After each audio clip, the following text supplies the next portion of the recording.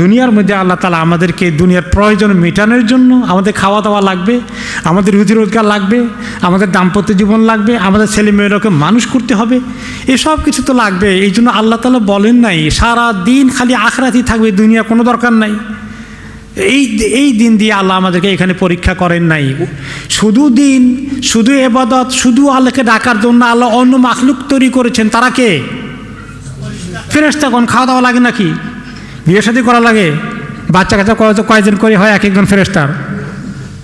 কোনো খবর নেই। খাওয়া দাওয়া করা লাগে? কিচ্ছু লাগে না।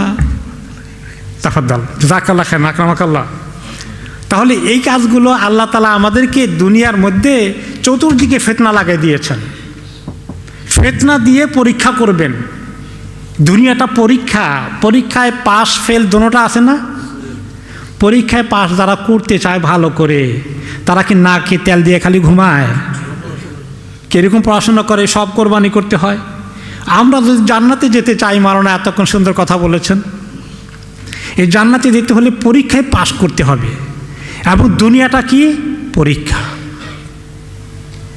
সূরা আল মুলকে আল্লাহ তাআলা বলেছেন, বা'দা আউযু বিল্লাহি মিনাশ শাইতানির রাজিম, বিসমিল্লাহির রহমানির রহিম, তাবারাকাল্লাযী বিয়াদিহিল মুলক ওয়া হুয়া আলা কুল্লি শাইইন কাদির, আল্লাযী খালাকাল মাউতা ওয়াল হায়াতা লিয়াবলুয়াকুম আইয়ুকুম আহসানু আমালা। সে আল্লাহ যিনি তোমাদেরকে এই যে আল্লাযী খালাকাল মাউতা ওয়াল হায়াতা, যিনি তোমাদেরকে জীবন মৃত্যু দান করেছেন, জীবন দিয়েছেন। আগে মৃত্যুর কথা বলেছেন কেন? আগে মৃত্যুর কথা বলেন, আগে তো জীবন তারপরে না মৌত।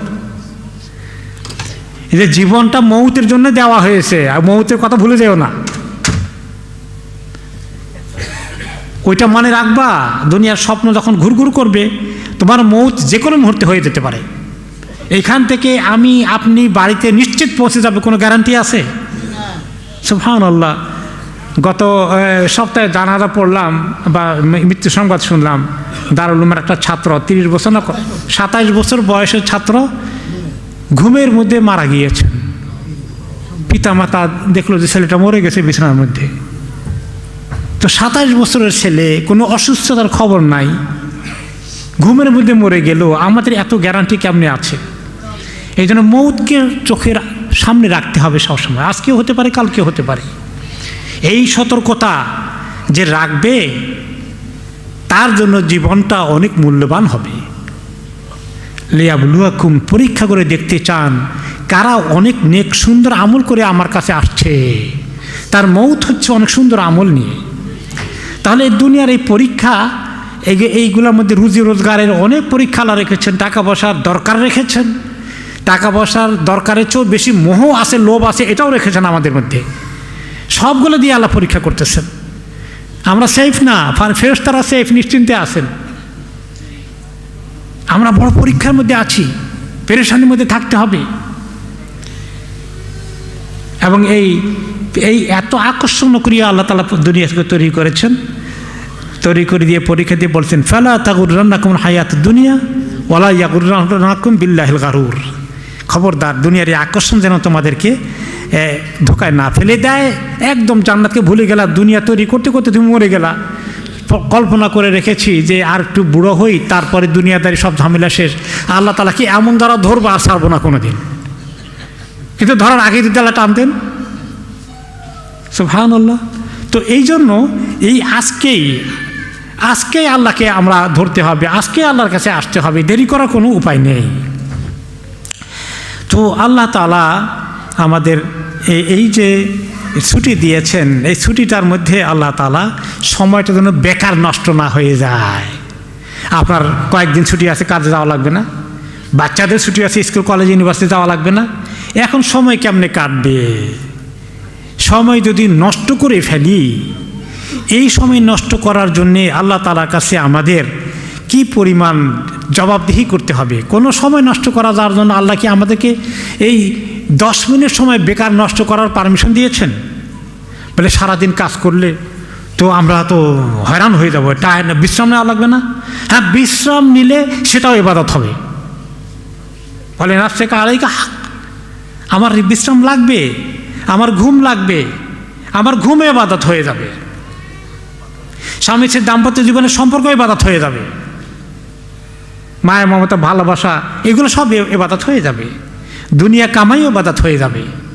যদি দুনিয়ার ভিতরে না ঢুকেই লোভ লালসাকে ত্যাগ করে হালালের উপরে থাকি আর আল্লাহর ইবাদতের কোনো কমতি না করি, তাহলে এই ছেলে মেয়ে পরিবারের জন্য যা কিছু আমি কেনাকাটা করি, আপনি যে শপিং করেন, বাজার করেন, এক্সট্রাভাগান্স না করলে, অতিরিক্ত অপব্যয় না করলে, অতিরিক্ত না করলে, আপনি প্রয়োজনীয় খরচগুলো করেন, জামা কাপড় কিনেন, যেখানে আপনি ইসরাফ করেন না, যেখানে আপনি খরচ অতিরিক্ত করেন না, তাহলে এই যত খরচ করেন পরিবারের জন্য সবগুলো খরচের বিনিময়ে আল্লাহ তাআলা আপনাকে দান করে দিলে, সদকা দিলে যে সওয়াব হতো, আপনাকে প্রত্যেক দিন সেই সওয়াব আপনার আমল নামায় যোগ হচ্ছে। তাহলে দুনিয়াদারি ইবাদত যদি প্রমাণ পাওয়া গেল, চাকরিও ইবাদত হতে পারে, ব্যবসাও ইবাদত হতে পারে, কিন্তু এগুলো আমাকে হারামের দিকে নেবে না, এগুলো আমাকে গাফেল করে দিবে না, এগুলো আমাকে নামাজ কাজা করাবে না, এগুলো আমাদের লোভ সৃষ্টি করবে না। তো এই জন্য দুনিয়াদারি কাজটাও আল্লাহর ইবাদত হয়ে যায়। এবং এই জন্য সময়টা পুরোটাই ইবাদত। যতক্ষণ রেস্ট নিচ্ছি, ঘুমাচ্ছি আমি, এটাও কিন্তু ইবাদত হবে। যে আমি ঘুমে থেকে উঠে ফজর নামাজ ঠিক মতো পড়বো, একটু আগে উঠতে পারলে আর তাহাজ্জুদ পড়বো, আমি ঘুমিয়ে যাই, পরের দিন আমি ডিউটি করবো, আমি ঘুমিয়ে যাই, এটাও ইবাদত হয়ে যাবে। কিন্তু বেকার নষ্ট করা যাবে না, বেকার নষ্ট করলে আসামি হয়ে যাবে আল্লাহর কাছে। সময় আপনার আমার 24 ঘন্টা, এটা কি আমার মালিকানা? এটা কে দিয়েছেন আমাকে? আল্লাহ তাআলা দান করেছে, তিনি হিসাব নেবেন কিভাবে খরচ করেছি। এই জন্য ওলামায়ে কেরাম বলেছেন, রাসুল মালিল আবদে ওয়া আগলা শাইইন ফি হায়াতিহি ওয়া উমরুহু, একজন মুমিনের জীবনে তার সবচেয়ে দামি জিনিস, তার দামি সম্পদ হচ্ছে তার জীবন, তার হায়াত। এই হায়াত তার সবচেয়ে দামি সম্পদ। আপনার বাড়ির দাম $500,000 আছে, ওটার থেকে আপনার জীবনের দাম অনেক বেশি।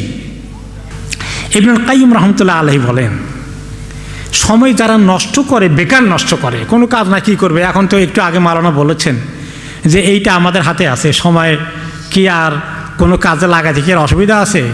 এইটা আমাদের 24 ঘন্টা চাইলেও নেওয়ার মতো ব্যবস্থা আছে, তাই না? আমাদের বাচ্চাদের এখন এইটার যে সময় দিচ্ছি, অনেক সময় ভালো জিনিস আছে, আমরা কোরআন হাদিসের রেফারেন্সও এখান থেকে বাইর করি, কাজে লাগতেছে আলহামদুলিল্লাহ। তো আল্লাহ তাআলা বলেছেন, ফাইদা ফারাগতা ফানসাব ওয়া ইলা রাব্বিকা ফারগাব। দুনিয়ার ব্যস্ততা ঝামেলা আছে, এগুলা যখন আপনার শেষ হয়ে যায়, একটু ঘুমটুমো হয়ে যায়, তাহলে কিছু সময় একটু আল্লাহমুখী হয়ে যান। তো আল্লাহ তাআলা তো আমাদেরকে লম্বা সময় একেবারে খালি নামাজ পড়তে, মানে ডজন রাকাত পড়তে হবে দিনে রাতে, অনেকক্ষণ মুসল্লায় থাকতে হবে, আল্লাহ চান নাই। তোমার কাজ আছে, ডিউটি আছে, পারিবারিক দায়িত্ব আছে, খাওয়া দাওয়া আছে, নিজের ঘুম আছে, সুযোগ পেলেই একটু আমার সামনে হাজিরা দিও। ফাইদা ফারাগতা ফানসাব ওয়া ইলা রাব্বিকা ফারগাব। তাহলে এই ছুটির দিনেও আমরা যেন একটুখানি সময় বের করার চেষ্টা করি, তাহলে যেন আল্লাহ তাআলা আমাদেরকে বাকিটার জন্য পুষিয়ে দেবেন।